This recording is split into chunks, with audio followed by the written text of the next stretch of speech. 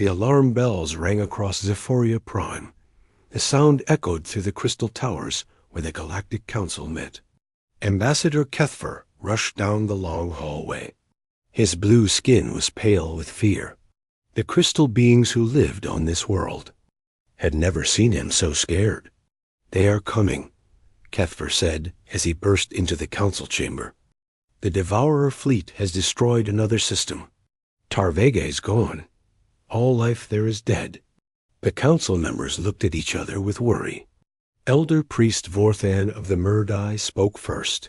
His voice bubbled like water. "How many ships do they have now?" "Our scouts counted over 500 bioships before they were killed," Kethva replied. "The Harvester Queen leads them. She grows stronger with each world she destroys." Commander Zalfek of the Luminari flickered with angry red light. "We cannot fight them. Our weapons barely scratch their ships. They eat our planets and grow bigger." The council chamber fell silent. These three races had lived in peace for thousands of years. The Altani were crystal beings who loved art and music. The Murdai lived underwater and studied the stars.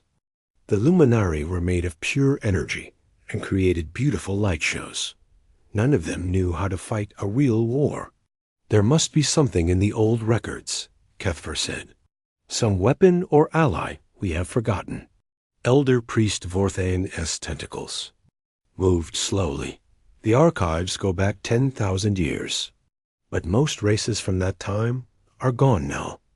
"Wait," said a young Altani named Kristara. Her crystal body sparkled as she spoke. "I remember reading about warriors from the old times. They were called humans. The record said they were the most dangerous fighters in the galaxy."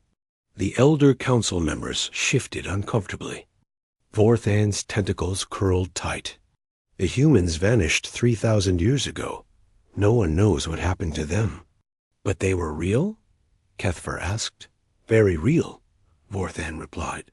"They came from a small blue world called Earth. They were not the strongest or the fastest, but they could think in ways that scared other races. They won battles they should have lost." Kristara leaned forward. "What made them so dangerous?" "They thought like predators," Vorthan explained. "Most races in the galaxy eat plants or energy. Humans were meat-eaters. They hunted other animals on their world. This made them think differently about fighting." Commander Zalfek pulsed with dim light. "The old records say they could plan many moves ahead. Like a game, but with real death. They also never gave up," Vorthan continued. "Other races would surrender when they were losing. Humans would fight until they died. Sometimes they would win battles just because they refused to quit." The council chamber was quiet for a long moment. Then Kethfer spoke again. "If they were so powerful, why did they disappear?" "No one knows," Vorthan said. 3,000 years ago, all signals from Earth stopped. Ships that went to check never came back. The human colonies went silent too. It was like they all vanished. At once, far across the galaxy in the cold darkness of space, something stirred. The ship called Wanderer's Hope had been sleeping for 3,000 years.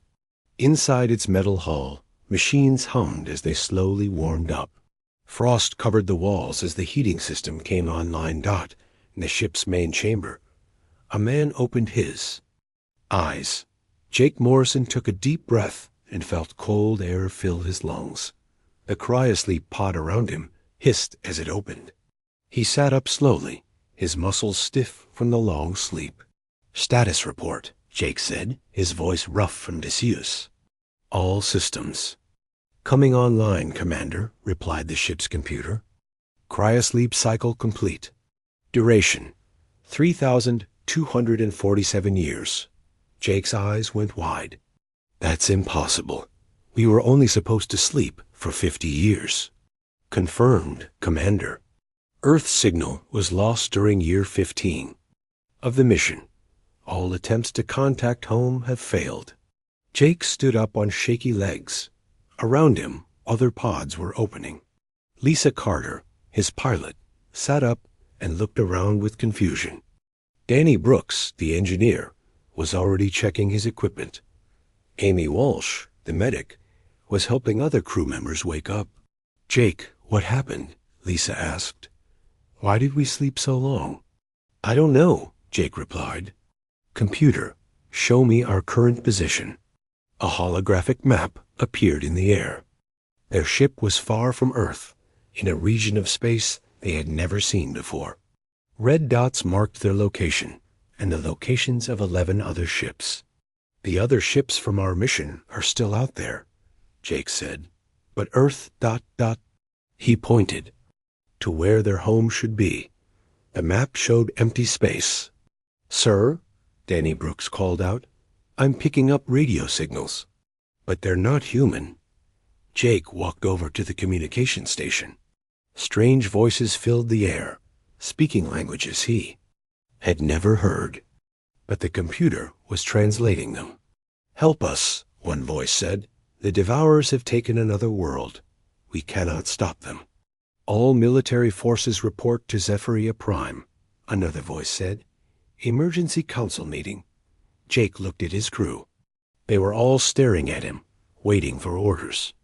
These 4 people and the rest of their crew might be the last humans alive. "Set course for these radio signals," Jake said. "We need to find out what happened to our galaxy." As the Wanderer's hope changed direction, Jake thought about the mission that had brought them here. They had been exploring new worlds, looking for resources and allies. Now they might be the only humans left. The ship's engines hummed as they moved toward the alien signals. In the distance, Jake could see the lights of other ships. But these were not human ships. They were strange shapes that moved in ways no human would design. "Jake," Lisa said quietly, "what if we're walking into a trap?" Jake looked at the alien ships ahead. "Then we'll deal with it. We're humans. That's what we do." He did not know it yet, but the galaxy was about to remember why. Humans had once been the most feared warriors among the stars. The Wanderer's hope moved through space toward the alien signals. Jake Morrison stood on the bridge, watching the strange ships ahead. They looked like giant shells or flowers made of metal and crystal. "Those are Altany ships," Lisa Carter said, reading the computer displays. "The translation system says they're crystal beings. They seem peaceful." "Too peaceful," Danny Brooks muttered. "Look at their weapons. They're barely armed." Jake nodded. The alien ships had some energy weapons, but they were clearly not built for war. They moved slowly and stayed in neat formations. Any human military commander would have spread them out to avoid being easy targets. "Incoming transmission, Amy," Walsh announced from the communications station. The view screen lit up with the image of a blue-skinned alien. His face was long and thin, with large eyes that seemed kind but worried. "Unknown vessel. This is Ambassador Kethfor of the Altany Republic. Please identify yourself." Jake stepped forward. "I'm Commander Jake Morrison of the human ship Wanderer's Hope. We received your distress calls." Kethfor's eyes went wide. "Human? That's impossible. Humans vanished 3,000 years ago. We've been in cryosleep," Jake explained. "We just woke up. Our home world is gone, and we're trying to understand what happened." "By the crystal light," Kethfor whispered. "You're real. The ancient warriors have returned." "We're not warriors," Jake said. "We're explorers." Kethfor looked confused. "But humans are the greatest fighters in galactic history. The old records say you could defeat any enemy." Lisa stepped up beside Jake. "What kind of enemy are you facing?" "The Devourers," Kethfor replied. "They're biomechanical creatures that eat entire worlds. They've destroyed 17 star systems already. We don't know how to stop them." Jake felt a chill run down his spine. "Show us." The view screen changed to show images of devastated planets, where once there had been cities and forests. Now there was only bare rock. The Devourers had stripped away everything that lived. They come in huge fleets, Kethvar continued. Their ships are alive, made of metal and flesh. They grow stronger by eating planets. Danny Brooks studied the images. These ships, they move like animals, pack hunters. How do you fight them? Jake asked. We don't, Kethvar said sadly. We run. We evacuate what we can and abandon the rest. The Murdai and Luminari do the same. None of us know how to fight a real war. Jake looked at his crew. They were all thinking the same thing. These aliens were like sheep being hunted by wolves. They had no idea how to defend themselves. Can you take us to see the damage? Jake asked. It's dangerous, Kethvar warned. The Devourers might still be there. We'll risk it, Jake said. 2 hours later, the Wanderer's Hope arrived at the remains of Turvash, a mining colony. The planet looked like it had been gnawed by some giant beast. Huge bite marks covered the surface, where the Devourers had fed. Look. At this, Lisa said, pointing to her scanner readings. The attack pattern is completely random. They just swarmed in from all directions. No strategy, Danny agreed. Just overwhelming numbers. Jake studied the tactical display. The defenders tried to meet them head-on. They formed a battle line and fought like it was a fair fight. Isn't that how battles work? Asked an Altany officer who had joined them. Not when you're outnumbered, Jake replied. You don't fight fair when you're trying to survive. You use tricks, traps, and hit-and-run attacks. The alien officer looked confused.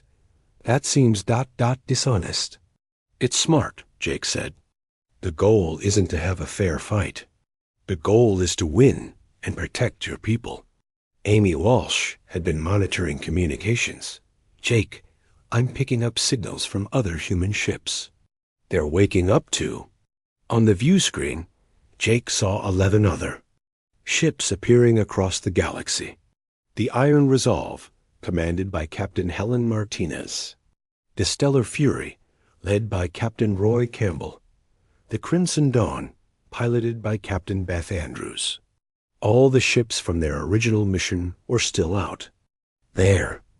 Patch me through to all human ships, Jake ordered. Soon, 12 human commanders were talking to each other for the first time in 3,000 years. They all had the same story. Long sleep, lost home, and a galaxy full of aliens who didn't know how to fight.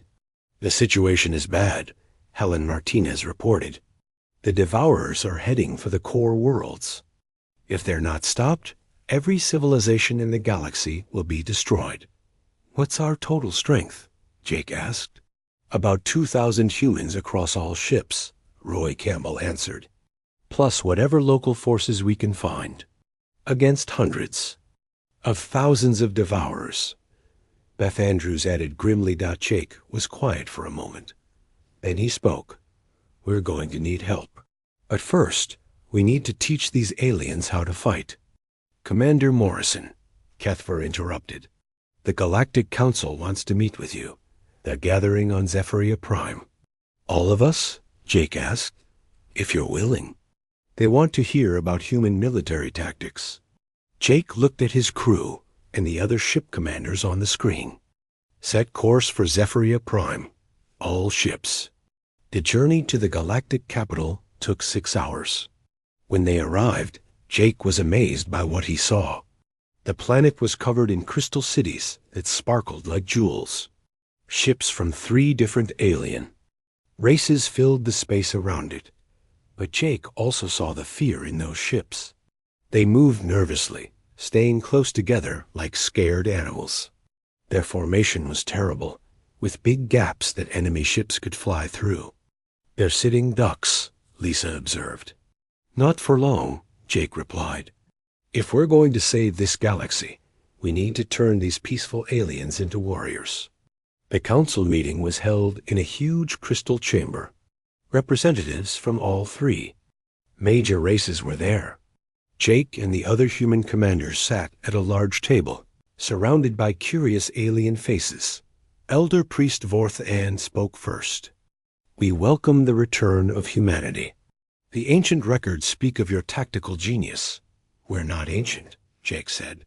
"We're just people who learn to survive on a dangerous world." "Can you teach us?"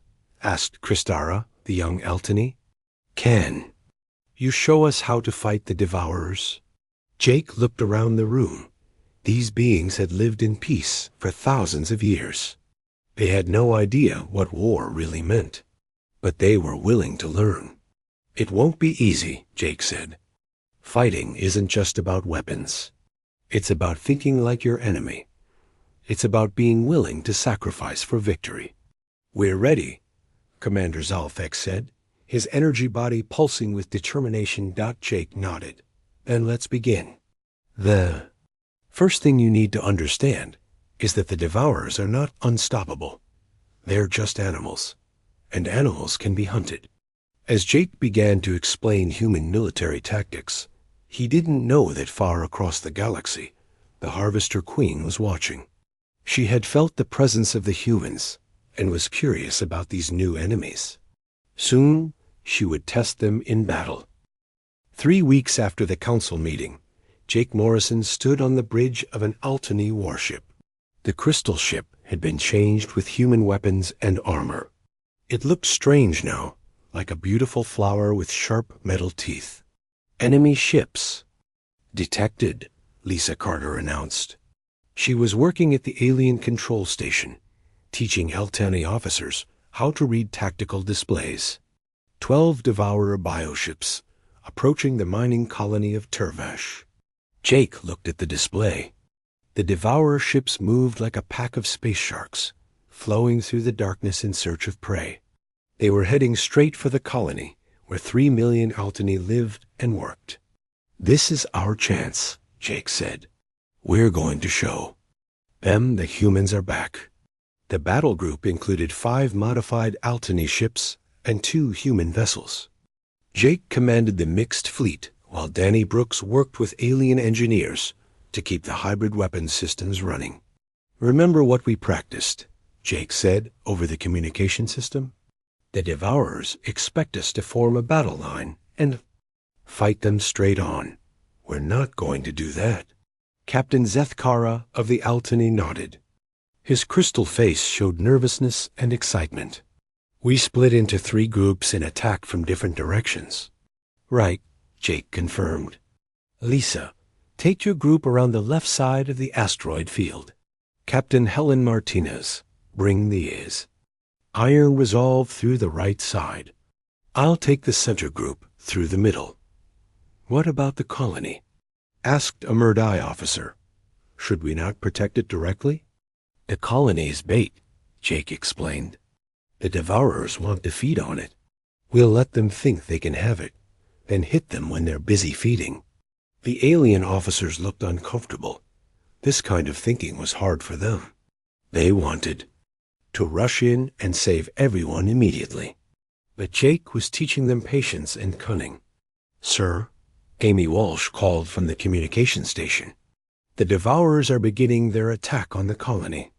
On the view screen, Jake watched the bioships descend toward the planet. They looked like huge insects with metal wings and flesh-covered hulls. Tentacles reached out from their bellies, ready to drain the life from the world below. "Now we wait," Jake said quietly. The Devourers began their feeding. Their ships spread out as they focused on the planet. They were no longer moving as a tight pack. This was exactly what Jake had hoped for. "All units, begin attack run," Jake ordered. The human-alien fleet struck like lightning.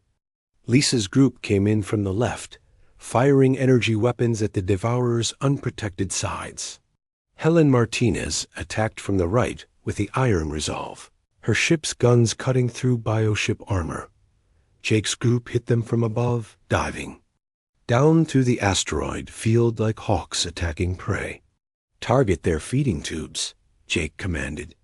"Cut them off from the planet." The Devourers were caught completely off guard. They had expected a direct attack, not this coordinated assault from 3 directions.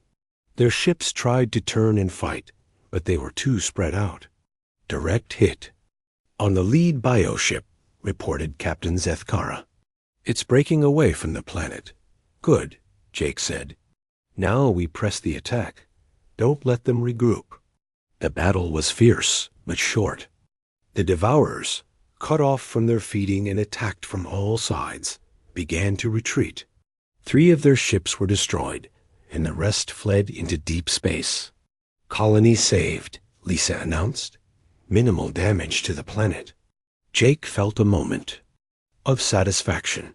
It was their first real victory against the Devourers, but he knew this was just the beginning. Well done, everyone, Jake said. But remember, this was just a small group. The main fleet is still out there. On the other side of the galaxy, Captain Helen Martinez was leading a different kind of mission. 3 worlds were being evacuated as the Devourer fleet approached. The Iron Resolve and several alien ships were helping move millions of refugees to safety. Transport Ship 7 is having engine trouble, reported her first officer, Lieutenant Tom Bradley. They're falling behind. Helen looked at the tactical display. The refugee ships were strung out in a long line, moving slowly toward the safe zone. But the Devourers were getting closer. Send 2 escort ships back to help them, Helen ordered, and speed up the evacuation of the 3rd planet. Ma'am, the Altanis say they need more time to save their art treasures, Lieutenant Bradley said. Helen shook her head. Art won't matter if they're dead. Tell them they have 2 hours, then we leave. This was hard for the aliens to understand. They had lived peaceful lives for so long that they couldn't imagine leaving anything behind. But Helen was teaching them about priorities in war. Enemy ships detected, called the sensor officer. 50 Devourer bioships, moving fast. Helen felt her heart rate increase. 50 ships was too many for her small escort fleet to fight, but she had to protect the refugees. All civilian ships, maximum speed, she ordered. Escort ships form a rear guard. We're going to buy them time. The Iron Resolve and 6 alien ships turned to face the approaching Devourers. Helen knew they couldn't win this fight, but they could slow the enemy down. Ma'am, Lieutenant Bradley said quietly, we could escape if we leave the refugees. Helen looked at him with hard eyes. That's not what humans do, Lieutenant. We protect the innocent. The battle was brutal. The Devourers swarmed over the small escort fleet like angry bees. But Helen had taught her alien allies something new. How to fight when you know you might die. The ships fought in pairs, covering each other and falling back slowly. They made the Devourers pay for every mile of space. When one ship was damaged, another would move in to protect it. Transport ships are reaching the safe zone, reported the communication officer. Good, Helen said. Now we can leave. But leaving was not easy. The Devourers had surrounded them. Helen's fleet was trapped. All ships, emergency jump, Helen ordered. Random directions. We'll meet at the backup point. The ships scattered, like leaves in a wind. The Devourers tried to follow, but they couldn't catch them all. Most of Helen's fleet escaped, though 3 ships were lost. Later, at the backup point, Helen met with the survivors. The aliens looked at her with new respect. You saved 3 million lives today, said Captain Morthik of the Murd Eye. But we lost 3 ships. That's war, Helen replied. Sometimes you have to lose something to save something else. The question is, what matters more? Meanwhile, Captain Roy Campbell was learning about the Devourers in a different way. His ship, the Stellar Fury, had been captured by a Devourer scouting party. Roy and his crew were being held inside a bioship, waiting to be taken to the Harvester Queen. The walls are alive, whispered his engineer, Pete Jackson. I can hear them breathing. Roy nodded.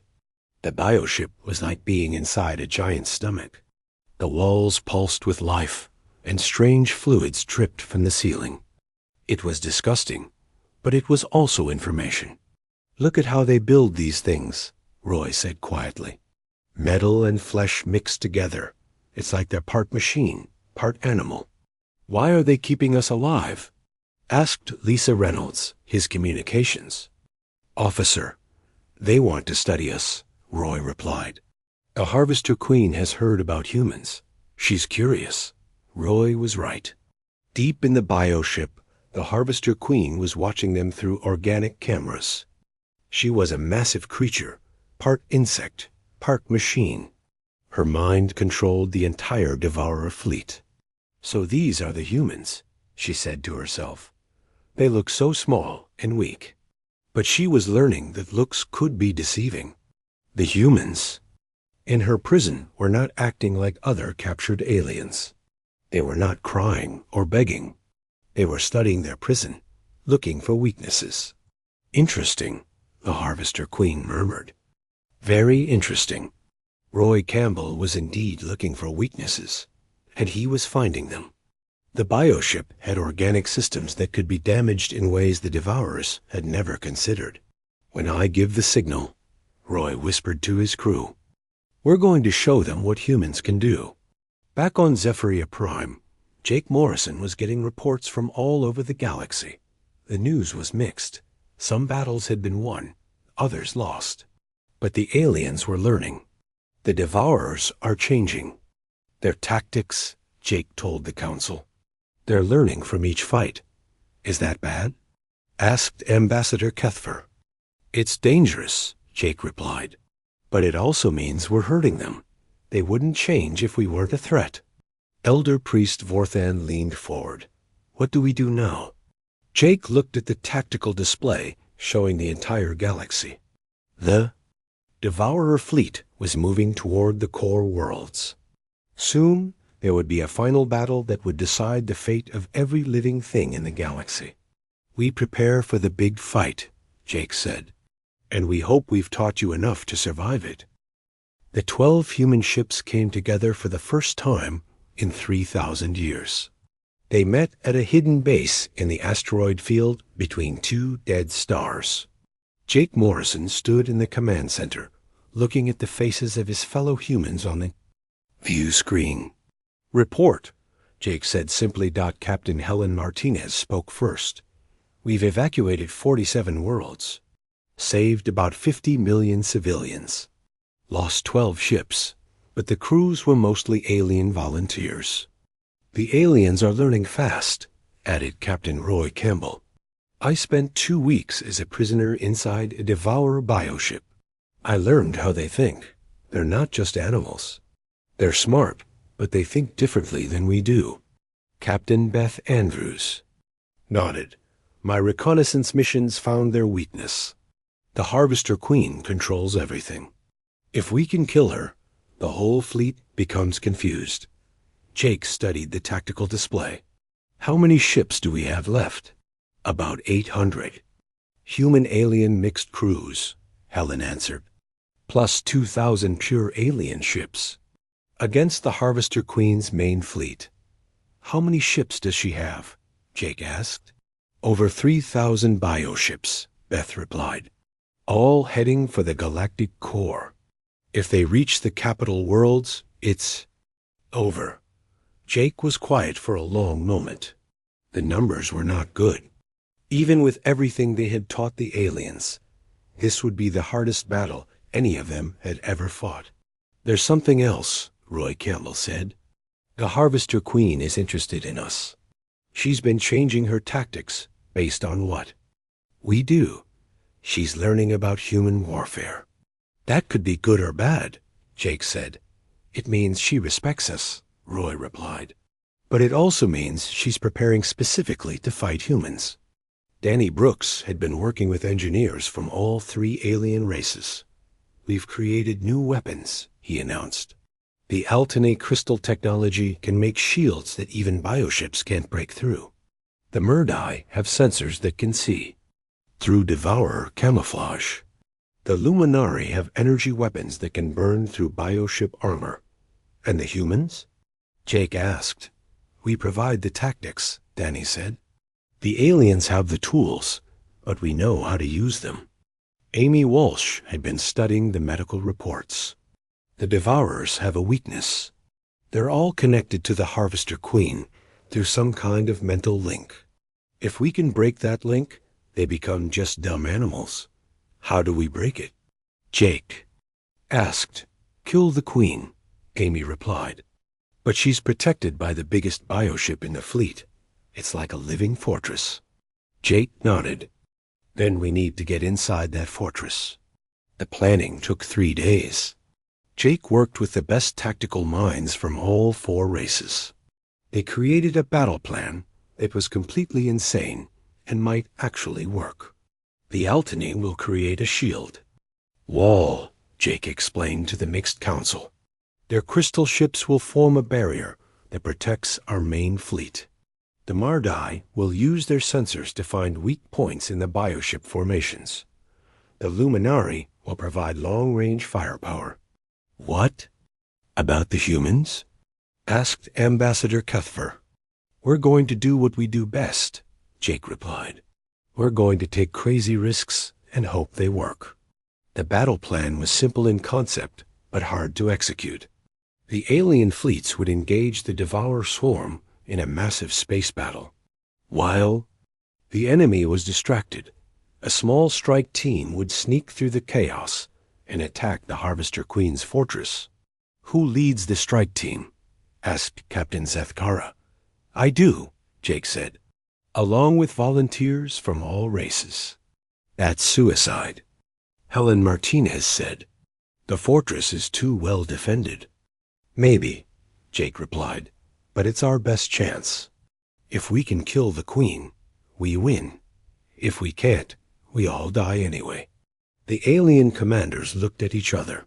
This kind of thinking was still hard for them. They wanted to find a solution where everyone survived.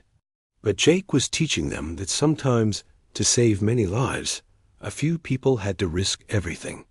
I'll go with you, said Captain Beth Andrews. The Crimson Dawn is the fastest ship we have. Me too, added Captain Roy Campbell. I know the inside of their bioships. Soon, volunteers from all races were stepping forward.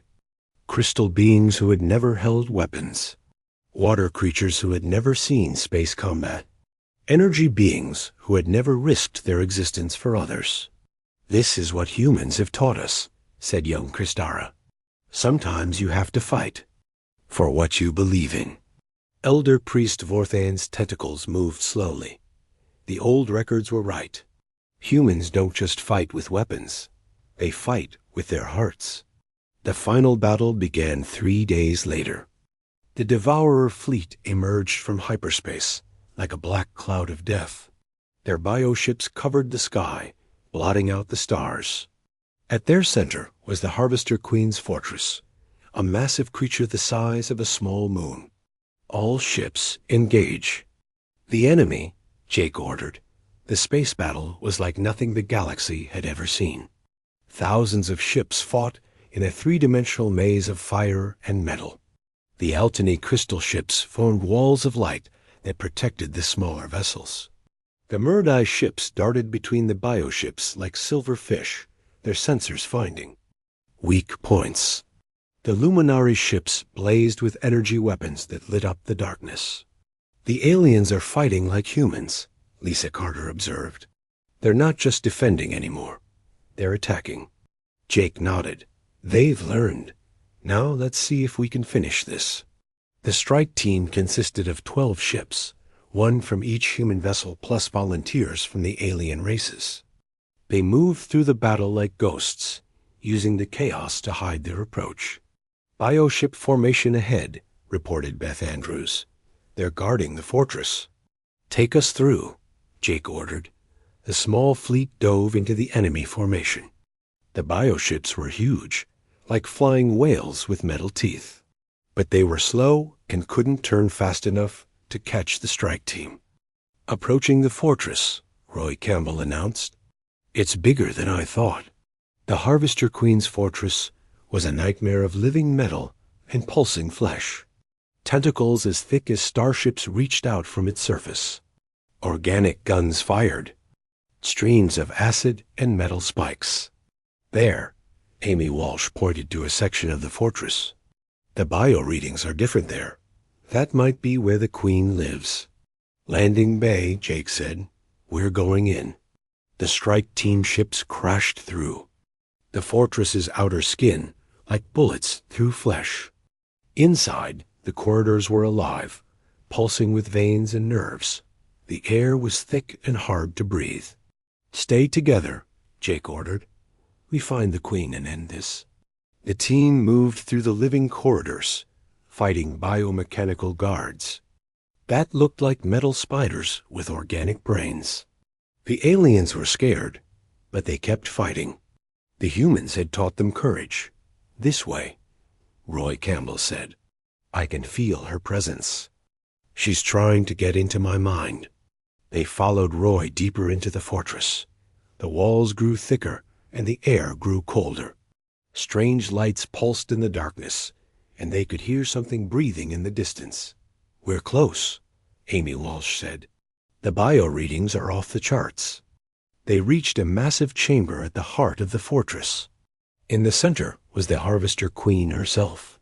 She was huge, a mixture of insect and machine, with eyes like black stars and claws that could crush starships. So, the Queen said her, voice echoing in their minds. The humans have come to me at last. Jake stepped forward, his weapon ready. It's over. Your fleet is losing the battle outside. The Queen laughed, a sound like breaking glass. My fleet serves me.